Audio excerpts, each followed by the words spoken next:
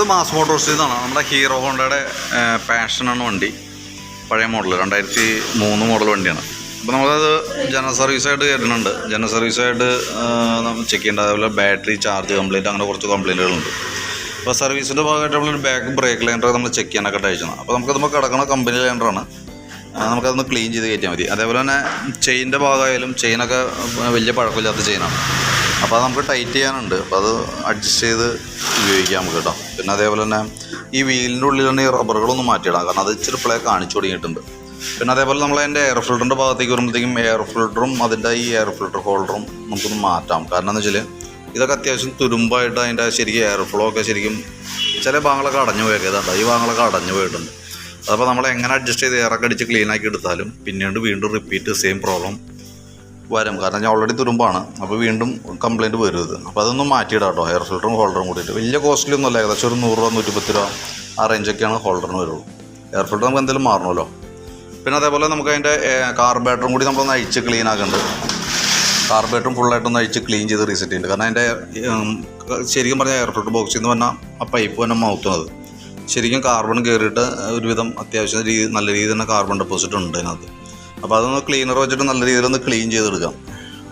അതേപോലെ തന്നെ സ്ലോജറ്റ് ബ്ലോക്കാണ്, അപ്പോൾ അതൊന്ന് മാറ്റിയിട്ട് ട്യൂൺ ചെയ്ത് കഴിയുമ്പോൾ അത് കറക്റ്റ് ആയിക്കോളും. ഇപ്പോൾ എയർ ഫിൽറ്റർ മാറുന്ന കൂട്ടത്തിൽ നമുക്ക് എയർ ഫിൽറ്ററും പ്ലഗും കൂടിയാണ് മാറേണ്ടത് കേട്ടോ.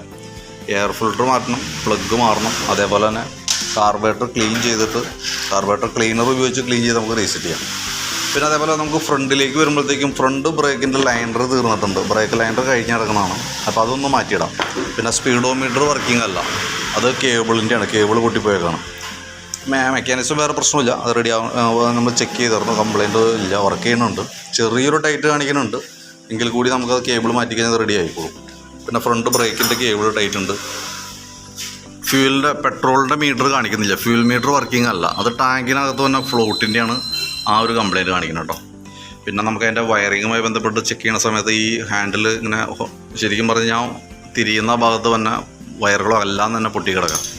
ശരിക്കും പറഞ്ഞാൽ നല്ല പഴക്കമുണ്ട് വയറിങ്ങിന്. അപ്പോൾ അത് ഇത് എക്സ്റ്റെൻഡ് ചെയ്യണേക്കാളും നല്ലത് വയറിങ് കിറ്റ് മേടിച്ച് മാറ്റി കളയണമായിരിക്കും. കാരണം എന്ന് വെച്ചാൽ ഓൾറെഡി നമുക്ക് പുതിയ ബാറ്ററിയാണ് വെച്ചേക്കണേ, ആ ബാറ്ററിയുടെയും ആ ഫങ്ഷൻസ് കറക്റ്റ് അല്ല. അപ്പോൾ അതുകൊണ്ട് തന്നെ നമുക്കതൊന്ന് മാറ്റിയിടണമാണ് ഏറ്റവും ബെറ്റർ കേട്ടോ. പിന്നെ അതേപോലെ ഫ്രണ്ടിലെ ഹാൻഡിലിൻ്റെ ബെയറിങ് കോൺസെപ്റ്റ് എന്ന് പറയും, അത് ചെറിയൊരു അടിയുണ്ട്. നമുക്ക് ടൈറ്റ് ചെയ്ത് നോക്കാം.